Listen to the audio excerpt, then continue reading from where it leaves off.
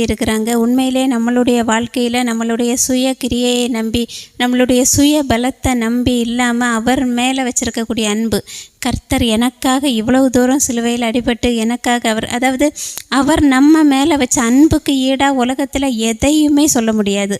அவர் நம்ம மேலே வச்ச அன்பு தான், அதை தாண்டி எதுவுமே இல்லை.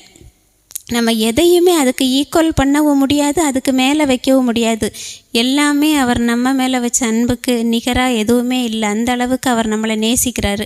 அதனால தான் நம்ம இன்றைக்கி வரைக்கும் ஜீவனோடு இருக்கிறோம். அந்த அன்பு, அதை நீங்கள் நினச்சாலே நம்ம வாழ்க்கையில் நம்ம பாவம் செய்கிற எண்ணமே வராது.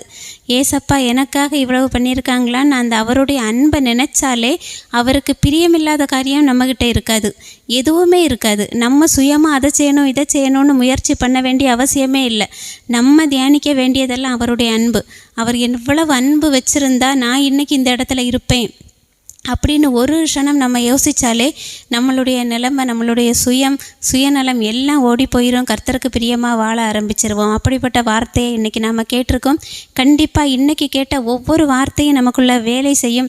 நம்ம அதற்கு விட்டு கொடுப்போம். கண்டிப்பாக ஒரு வார்த்தை கூட வீணாய் போகாது. நம்ம அவருடைய அன்பை உணர்ந்து அவருக்கு பிரியமான வாழ்க்கை வாழ்வோம். கர்த்தர் கொடுத்த இந்த வார்த்தைக்காகவும் அருமையான ஆராதனைக்காகவும் நம்ம ஏசப்பாவுக்கு நன்றி செலுத்தலாம்.